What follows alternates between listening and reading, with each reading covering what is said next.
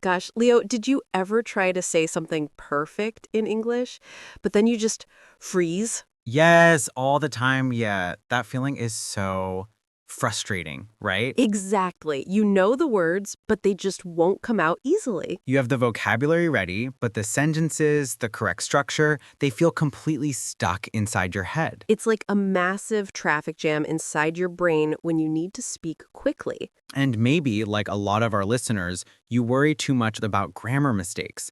You are thinking too much about the past tense or the plural form. That fear, that excessive worry about small mistakes, that's exactly what blocks so many learners, isn't it? It absolutely is. This blockage is often not a language problem, but a crisis of confidence and self-discipline. We stop ourselves because we are afraid of sounding silly or we're afraid of judgment from others. And that connects perfectly to our topic today, because overcoming that self-doubt requires real mental training and strength. It does. We are going to talk about English for self-discipline and motivation. This episode isn't just about learning verbs, it's about training your mind to push past the discomfort and the fear of error. We want to help you move past that freezing feeling and start building concrete, daily habits that stick with you. Because a habit, when practiced daily, consistently, is the most solid foundation for achieving fluency. Hi, everyone. I'm Mia. And I'm Leo. Welcome back to the English Blend. Today, we're tackling something really essential: how to keep going when learning English, even when your initial motivation starts to disappear. And also, critically, how to build that self-discipline, that internal, non-negotiable drive to study every single day, even when you feel tired after work. Discipline is the quiet hero here. It is what maintains motivation over the long haul. We need to learn how to accept our small errors and forgive ourselves for mistakes immediately so we can keep speaking. Exactly. So grab your coffee, maybe your notebook, and let's get started. So let's start with a big idea, Leo. We often hear two English terms that cause a lot of confusion: fluency and accuracy. Oh, yes, these are constantly misunderstood, aren't they? People often use them as if they were synonyms. They really are. They sound similar, but they mean very, very different things when you are trying to communicate effectively.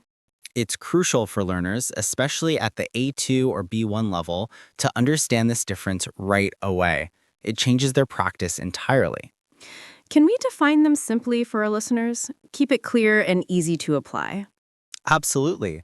Let's think about fluency first. What is the true essence of fluency? Fluency is about moving smoothly.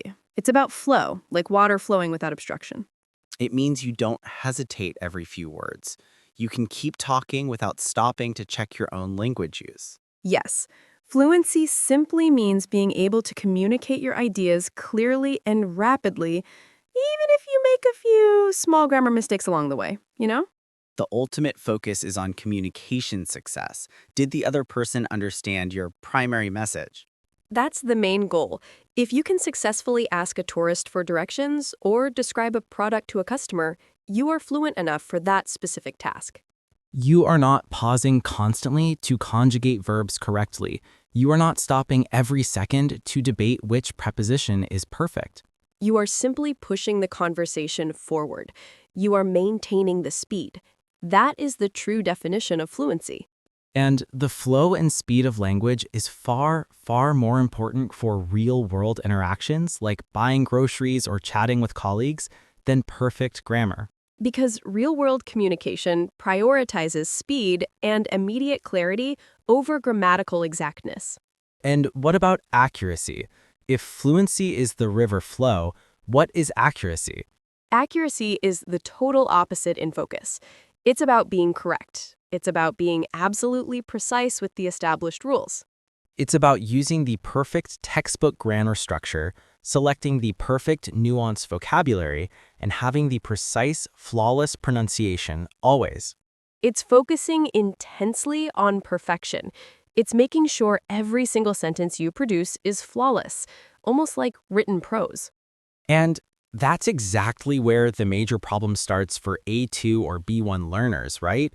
They aimed for 100% accuracy every time they opened their mouths. Right. They spend so much mental energy trying to be accurate that they completely lose sight of the core purpose, to be fluent. They often stop speaking entirely. They are so busy checking their own internal rulebook that they miss the opportunity to engage in the moment. You see this constantly in conversation practice. A student has a brilliant, complex idea they want to share, but they stop halfway through their sentence. Why do they stop? Because they're engaging in intense mental self-checking. Oh wait, was that reported speech? Should I have used would have been? Yes, they are focusing purely on the academic rules of grammar, not on conveying the message quickly. They value textbook accuracy over quick communication. But if you pause for 15 seconds to find the right subordinating conjunction, you've completely destroyed the momentum and flow of the conversation. You have, and the listener might feel awkward or they might think you don't actually know the rest of your answer. So, the core lesson here for building self-discipline is to tell yourself this simple mantra: fluency first. Focus on communication, not perfection. That is the key mindset for our listeners today, everyone. Write that down and put it on your wall. Perfection is a worthy long-term goal for those reaching C1 or C2 levels, but it should absolutely not stop you from speaking English today. If you are solidly at the A2 or B1 level, you need to accept that errors and mistakes are just necessary steps on the learning journey. They are natural. Think of it like a baby learning to walk. They fall over hundreds of times. They don't stop walking because they failed the first time they stood up. They see the fall as a temporary setback, not a reason to quit standing forever. That would be completely illogical. But many students stop practicing speaking English because they made one small mistake with a verb tense, or they mixed up since and for. It's a tiny, minor slip, but they feel immense mental anguish, and that negativity completely obliterates their motivation. And the next time they have a chance to speak, their brain remembers that strong negative feeling and immediately advises them to stay silent. So, how does this heavy focus on grammar, this relentless pursuit of accuracy, actively block and sabotage fluency? Well, Mia, grammar is definitely a necessary tool for structure, but it should not be a restrictive jail cell where you have to stay quiet and still. That's a powerful analogy. A tool is meant to help you build and create, not to confine your thoughts. When learners prioritize accuracy too much, they engage in that destructive process we mentioned, self-monitoring. Ah, self-monitoring. That means actively checking your own language output while you are in the extremely short process of forming the sentence. Yes, it's like being a surgeon trying to operate, but you keep checking your pulse rate every 2 seconds instead of focusing on the patient. You are dividing your brain's focus. That dual focus makes the entire process incredibly slow and prone to hesitation. This process of breaking causes those long, unnatural pauses, extreme hesitation, and completely destroys the natural, desirable rhythm of fluent speech. When you lose rhythm, you sound uncertain. And remember, confidence in delivery is often more important for initial success than accuracy. If you sound genuinely confident, even if you make a few slight errors, people are generally more attentive, patient, and willing to focus on your actual message. Most listeners subconsciously judge your perceived confidence level far more harshly than they judge your verb conjugations. So we absolutely need to retrain our brains to prioritize the outcome, ensuring the primary message successfully gets across. We do, and we must remember that even native English speakers, when talking quickly, enthusiastically, or casually, frequently make small technical grammar mistakes. It's true. Sometimes we start a clause and don't finish it, or we accidentally use a double negative or mix up vocabulary, but we still manage to get our point across. Ah, perfect transition. That's our first key phrase. Get your point across. Let's define that clearly for everyone. When you manage to get your point across, it fundamentally means the person listening understood your core message, your central idea, without any major confusion or misunderstandings. The communication exchange was fully successful, irrespective of the small grammatical or vocabulary errors you might have made in the delivery. For example, you're at the airport check-in desk. You need to tell the agent about your luggage. You say, "My bag heavy, more than 20 kilo." The grammar is technically wrong. It should be, "My bag is heavy. It weighs more than 20 kilograms." But the agent perfectly understood the situation. Success! You completely got your point across. That is a huge fluency victory. And that experience of successful communication, that feeling of being understood, immediately and powerfully boosts your motivation to speak again later. Focusing on getting the point across is actually a great exercise in self-discipline because it forces you to prioritize clarity and simplicity over chasing unreachable perfection. Now, speaking of prioritizing communication over rules, let me quickly share a short story, which acts as a cultural note, illustrating this principle. I love hearing these cultural insights. What example do you have for us today? Okay, imagine someone learning German. German has incredibly complex grammar cases, nominative, accusative, dative, and genitive, and they affect almost every noun and article.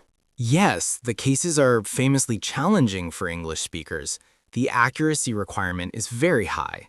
Many learners, especially if they're going into academic or formal settings, spend years trying to master those case endings flawlessly so they don't sound incorrect. That sounds incredibly draining and stressful. The pressure to be grammatically perfect must be constant. It is, but many experienced German speakers, when speaking with non-native speakers, often have a more understanding attitude. What is their primary focus then? They frequently point out, "We appreciate the effort you put in to speak our language and communicate your ideas clearly, much more than we critique the perfect execution of the most difficult grammar cases." So the intention to communicate successfully, the effort to use the language, and the clarity of the message itself matter far more than flawless adherence to all the complex rules. Exactly. If you try your best to communicate, even if your noun declension is slightly off in German or your verb tenses are shaky in English, people generally respect the effort hugely. The practical cultural note here for English learners is vital. Most everyday English speakers, whether in an informal social setting or a transactional setting like a store, prioritize understanding your needs. They want to know what flavor of ice cream you want or where the nearest bathroom is located. They simply do not have the time or the inclination to grade your use of verb particles. They are not thinking, oh, they used went instead of gone. They are thinking, okay, ice cream ordered, got it. If you are constantly worrying about that perfect participle for 10 seconds, the person might think you have finished speaking and walk away. That is a very practical, immediate consequence of allowing accuracy focus to block your fluency and, well, everyday life. So, we have diagnosed the problem, the paralyzing fear of mistakes, the relentless quest for perfection kills motivation and systematically breaks fluency. Now, we need the solutions. How do we build that consistent self-discipline to overcome the fear and keep practicing every day, even when we feel low energy? This is where our practical tips come in. We need concrete, implementable strategies right now. Practical tip number 1.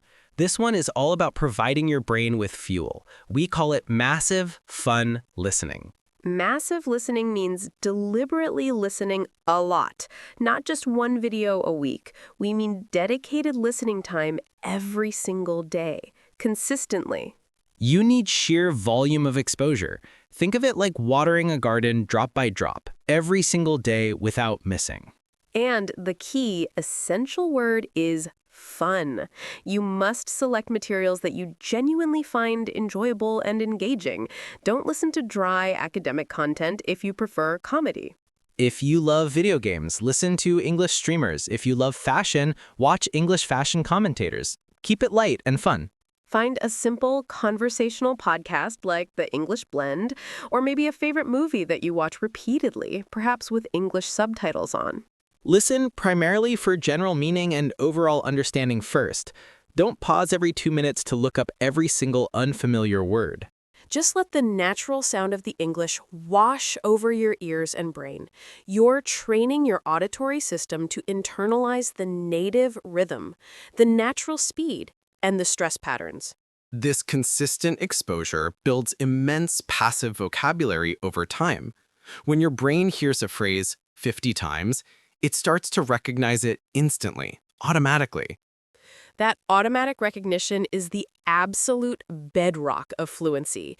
It reduces hesitation time significantly when you need to use the language later. So discipline yourself to find 20 to 30 minutes of fun, consistent English input every day without fail. Use any dead time you have, like commuting or waiting. The consistency is the discipline here. You must commit firmly to the time slot, even if you are feeling tired, not the specific outcome of understanding every word. Practical tip number 2. Learn in chunks, not just isolated words. This is critically important for anyone trying to sound more natural and move past the B1 level. What exactly do we mean by chunks, Leo? A chunk is simply a fixed group of words that native speakers naturally combine and use together, almost like it's one single, indivisible word. It's an entire unit of meaning. You use the entire memorized phrase without having to stop and think about the individual grammar of each word inside that phrase. For instance, instead of learning the single verb look and the single preposition to and the single adverb forward, you learn the entire chunk, I'm looking forward to. You commit that whole phrase to memory as a single unit. Then, when you need to use it in conversation, you just pull the whole unit out quickly and smoothly. This radically speeds up your conversational speed. Your brain saves precious seconds during that critical 3-second window we are about to discuss. And instead of learning a single complex adjective like catastrophic, you learn the comforting, common chunk. This is not the end of the world. Oh, let's pause there immediately. That's one of the great idioms we promised. Not the end of the world. When we say something is not the end of the world, it means it's manageable. It's okay. It's definitely not a huge disaster, catastrophe, or life-altering tragedy. If you accidentally forget the name of your colleague during a brief meeting, is that the end of the world? Absolutely not. If you make a small, slightly embarrassing grammar mistake in front of a group of people, is that the end of the world? No, the people understood you. Use this phrase as a form of self-correction and comfort. When you recognize an error, tell yourself, it's not the end of the world. Take a breath and keep speaking. Utilizing these fixed chunks makes you sound instantly more fluent and idiomatic because you are recalling one large, verified memory unit, rather than constructing a sentence word by word. So discipline yourself to write down and systematically memorize 3 to 5 new chunks every week instead of just focusing on 5 new isolated single nouns. Practical tip number 3, the 3-second rule for speaking. This requires true self-control and confidence. A specific deadline, I like that. What is the precise timing we should follow? It's very simple but incredibly effective for preventing hesitation and that destructive self-monitoring. When someone addresses you in English, you have a hard limit of 3 seconds to begin your verbal response. 3 seconds, that is definitely not a lot of time for mental checks. It is intentionally short. If you allow yourself to hesitate for longer than 3 seconds, your brain typically defaults back to the fear mechanism. That fear mechanism is where the excessive accuracy focus takes control. Your brain panics. Stop. Check the conditional clause. Exactly. That paralyzing panic state is where you shut down. You feel the freeze, and you worry about technical grammar rules instead of quick communication. So if you physically cannot form the perfect, grammatically accurate sentence in those 3 critical seconds, what is the required strategy? You must say anything to initiate the response and start the verbal flow.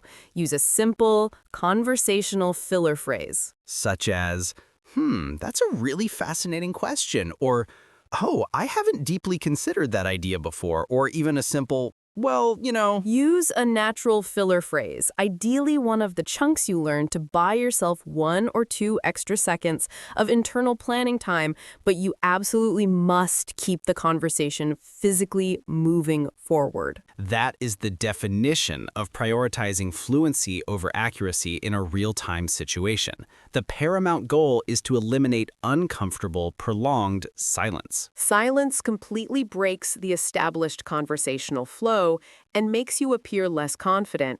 Verbal movement maintains the flow. And once you successfully start moving, even with a simple filler phrase, the complex parts of the sentence are much more likely to follow easily. This takes immense conscious self-discipline. You have to physically force yourself to respond quickly, even when you feel the powerful internal fear of being wrong. You must trust your stored passive knowledge. Trust the vocabulary and phrases you absorbed from all that massive, fun listening we discussed earlier. Now, let's talk briefly about what happens when motivation suddenly disappears and hits a slump. Motivation. It is notoriously unreliable. It's like the high tide. Some days it's powerfully present, some days it's completely gone. That variance is completely normal. No human being is motivated 100% of the time. That is precisely why we rely on discipline, not just fluctuating motivation. Motivation might get you excited to sign up for a class, but discipline is what gets you out of bed to attend that class on a cold Monday morning. And sometimes, if you push yourself too hard without adequate rest, or if you face a very difficult language challenge, you might abruptly hit a wall. Let's define that idiom clearly. Hit a wall. This is a universal and useful phrase. To hit a wall means you reach an insurmountable point where you are completely exhausted, mentally stuck, emotionally drained, or physically unable to continue the task effectively. Perhaps you are translating difficult technical documents for 5 hours straight, and suddenly your brain refuses to process any more words. You have hit a wall of mental fatigue. Or maybe you tried to speak to a group of native speakers, and they all spoke too rapidly using lots of slang, and you felt completely overwhelmed. You hit a wall of complexity. It is vital to recognize that specific feeling immediately and treat it not as a permanent personal failure, but simply as a critical indicator that you require a strategic, planned pause. When you hit a wall, you need the discipline to stop immediately, take proper rest and recovery time, and then commit to coming back tomorrow. Don't rage quit the project forever. The wall is a yield sign or a pause button. It tells you to rest and recover, not to reverse direction entirely. Practical tip number 4, directly related to managing discipline and avoiding the emotional wall. Review often, don't always learn new. This goes against the natural urge of many language learners. They feel an immediate rush of success when they acquire new information. We get that quick satisfaction from learning a shiny new verb or a complicated, obscure idiom. It superficially feels like massive progress. But true, lasting, long-term discipline involves the often boring but necessary task of systematic review.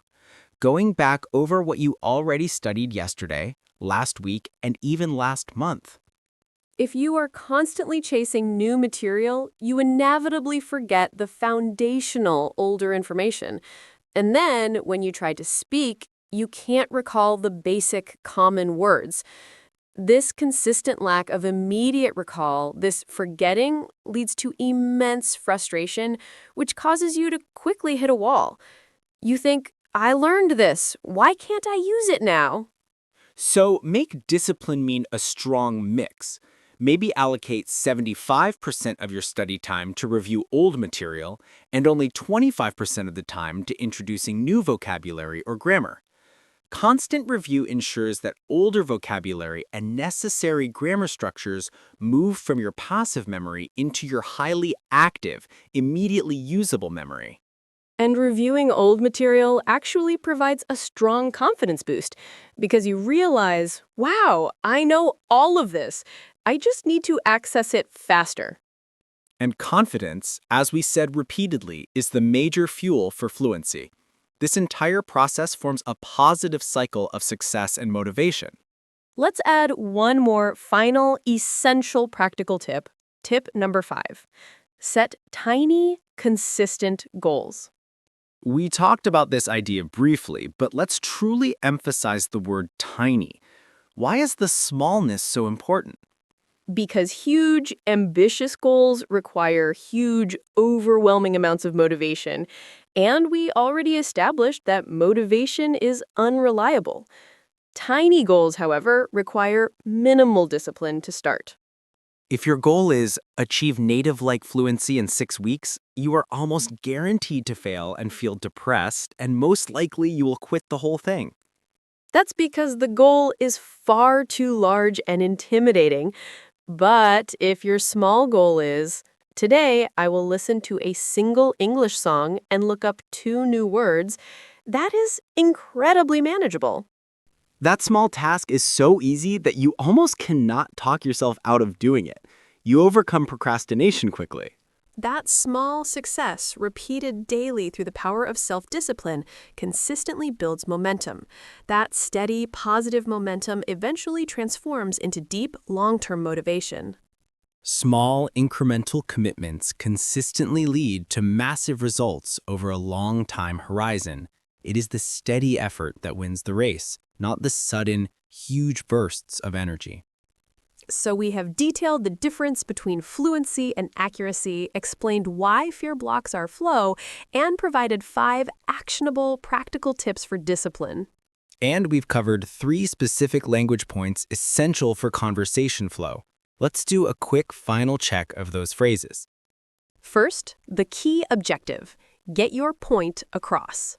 Remember, focus totally on clarity and successful, quick communication in real time, regardless of technical correctness. Don't worry about sounding like a grammar textbook. Worry about ensuring your colleague or friend understands your request or idea. Second, the most vital self-talk tool. Not the end of the world. Use this specific phrase immediately after you recognize you made a mistake. It is your internal voice of patience and forgiveness. A small linguistic error or a small forgetting moment is definitely not the end of the world. Just mentally note the error and immediately move on with the conversation. And finally, the essential warning signal for students: hit a wall. When you feel totally stuck, exhausted, or overwhelmed by complexity, recognize that you've hit a wall. And the disciplined, strategic response to hitting a wall is to take a planned restorative break or switch to an easier task, not to abandon the study effort entirely. Now, let's quickly review the 5 essential practical steps one last time, just to ensure they are fully internalized by our listeners. 1. Massive fun listening. Daily consistent input of English content that you genuinely enjoy for pleasure. 2. Learn in chunks. Focus on fixed phrases and full idioms for faster speech and more natural conversational flow. 3. The 3-second rule. Force yourself to initiate speaking quickly to beat the hesitation and the self-monitoring reflex. 4. Review often. Don't always learn new. Allocate study time to reinforcing what you already know to build solid confidence. 5. Set tiny, consistent goals. Commit only to small, easy daily actions that require minimal starting motivation but high daily discipline. And throughout all this practice, maintain the foundational philosophy. Fluency is communication, not perfection. If you spend all your energy focusing excessively on grammar perfection, you are applying the standards of a C2 academic to your current A2 conversational output, which leads only to severe frustration. If you are operating at the A2 or B1 level, your most important mission is to communicate effectively and consistently. Let the small mistakes teach you later during your review time. Fully embrace the small errors. They are invaluable pieces of data. They show you exactly which area of grammar or vocabulary needs attention next time. Never, ever let the fear of sounding slightly wrong or imperfect be stronger than your deep need and motivation to express your true self. Use self-discipline to set those small, manageable goals, like listening for exactly 10 minutes today, or trying to use 2 new conversational chunks in a sentence. Small goals are incredibly powerful because they drastically minimize the chances of failure, which naturally sustains and renews your motivation. If you try to force yourself to study intensively for 5 hours every day, you are almost guaranteed to hit a wall after 3 days, and then you will quit studying for weeks. But if you commit to 15 minutes of fun, effortless, passive listening every single day, that becomes an automatic, non-negotiable habit. That is discipline successfully applied. And once that effort is an established habit, your motivation will naturally surge because you can clearly see reliable, consistent progress being made. Consistency is the quiet, powerful engine of effective language learning. Discipline ensures that the engine keeps running every single day. I totally agree. And one more vital thing on self-discipline. When you realize you made a public mistake, forgive yourself instantly. Do not waste time or energy punishing yourself internally. Tell yourself it is absolutely not the end of the world. Just refocus and keep trying to get your point across. Think about this entire learning process using this final analogy. If English learning is a long marathon race, motivation is the powerful, excited surge you feel at the starting line. But discipline is the steady, manageable pace you must maintain for hours, knowing precisely when to drink water and knowing when you need to briefly rest when you inevitably hit a wall. You need self-discipline to consistently move forward and eventually finish the whole race. You do not need constant, exhausting excitement. So, let the communication flow freely. Let the small mistakes splash around the edges a little bit. It is fully okay. Now, for everyone who is listening, if you try the 3-second rule this week, we encourage you to record yourself speaking. Hear how much faster and more fluent you sound. We love hearing about your progress and seeing your self-discipline in action on our social channels. Share your tiny wins with us. Remember, every little step you take today, no matter how small or insignificant it feels, is a giant win, especially when you are actively building long-term English habits. Don't make the mistake of comparing your beginner, Chapter 1, to someone else's professional, Chapter 10. Everyone learns at their own pace. Focus only on improving your own baseline performance today.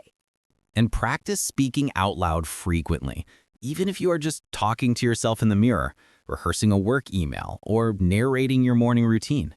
That trains your essential mouth muscles and improves your recall speed, which is absolutely mandatory for succeeding with the 3-second rule in public. It takes physical and mental practice to be able to form those common phrases and chunks quickly under conversational pressure. But the effort and the discipline are absolutely worth the reward.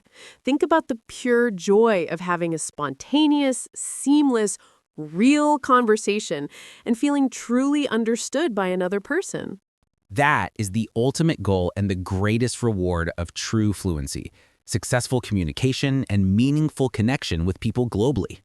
That was a great talk, Leo. We covered so much vital ground today.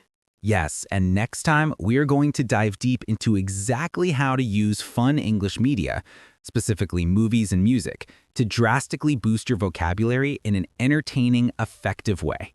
Ooh, perfect. We'll show you exactly how to turn massive listening and casual entertainment into structured, powerful learning sessions. We will give you simple, practical steps for using subtitles, transcripts, and repetition effectively. Make sure you subscribe so you don't miss that crucial episode. Thank you so much for joining us for the English Blend today. We sincerely hope this episode gave your discipline a strong, necessary boost. We truly appreciate you taking the time and committing the energy to learn with us and stick to your English journey. Keep practicing those tiny goals, stay incredibly consistent, and always focus your energy on communication over technical perfection.